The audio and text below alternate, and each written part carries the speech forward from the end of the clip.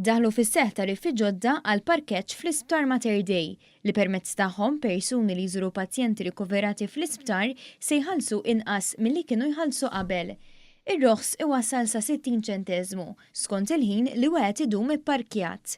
Bħalma kienet jiġri qabel għall-ewwel nofsija mhu se jkun hemm l-ebda ħlas, waqt li għall-ewwel sija il-ħlas niżel għal 70 ċenteżmu minn 80. Għal satejn il-ħlas issa huwa ta' €40, meta qabel kien €65 ċenteżmu.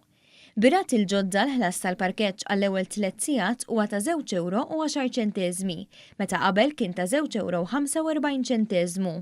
Ir-rata l-ġdida għall-ewwel 4 sigħat parkeġġ hija ta' €2.80, meta qabel kienet ta' €3.25.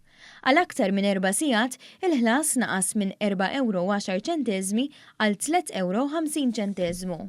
Ma' One News, id-Deputat Prim Ministru Ministru għas-Saħħa Chris Fearn spjega li rat il-ġodda tal-parkeġġ huma fost tibdiliet riżultat tal-kuntratt ta' konċessjoni ġdid minflok dak li għallaq riċentament li kien ilu fis-seħħ minn Jannar tal-2008. Apparti li l-kontrattur kien jiċċarġa u jaqla flus minn fuq il-viżitaturi ta' Mater Dei, kienu ukoll jaqla flus mill-isptar, mill-isptar kien iħallas il-kontrattur.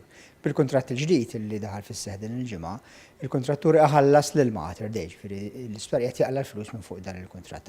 Aktar minn hekk, il-kontratt il-ġdid ifisser roħs ta' madwar 15% lil kull min juża l-parkeġġ, ifisser lill-viżitaturi kif ukoll dak il-pazjenti li jkollhom bżonn outpatients se jkollhom qed inħallsu anqas għas-servizz tal-parkeġġ f'Mater Dei. Min barra dan ir-roħs, il-kuntratt il-ġdid beda wkoll eżerċizzju biex jiġu identifikati spazji fejn jistgħu jiżdiedu n-numru ta' parkeġġi.